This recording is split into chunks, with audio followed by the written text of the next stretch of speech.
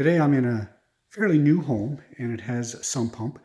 I want to make a comment and give you a little bit of understanding about sump pumps in general and how they work and how sometimes they don't do what you expect them to do.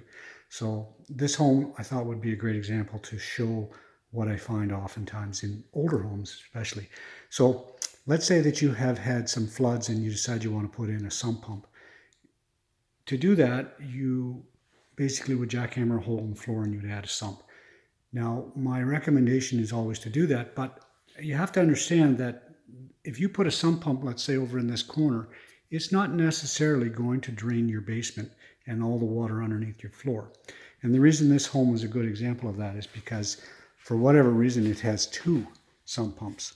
So what I noticed right away was the first sump pump only had about 6 inches of water. I turned the sump on and I have pumped it down about 10 minutes ago. No water coming back in. Only, 4 feet away, 5 feet away, there's another sump. And in this sump, there's about 12 inches of water. So that just goes to show that the water underneath your floor is not necessarily going to travel under the floor. Now, if anywhere it should travel under the floor, it should be in a newer home because there should be a fair amount of clean washed rock underneath the concrete floor. So water should freely travel anywhere. And in this case, it's not moving.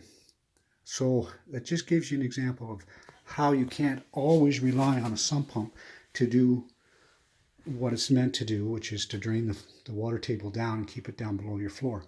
So if you have, for instance, water coming through a window and the plumber comes by and says you should put in a sump pump, well, if you got overland water coming in a window, a sump pump's not really going to help you.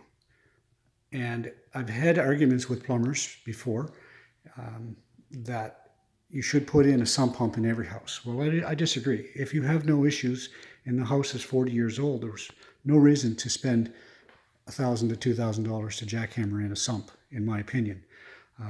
In fact, sometimes by doing so, you might actually create problems.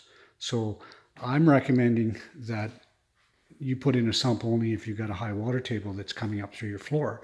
And the video I'm doing now is basically to try to help you understand that even by adding a sump, you may not necessarily lower the water table.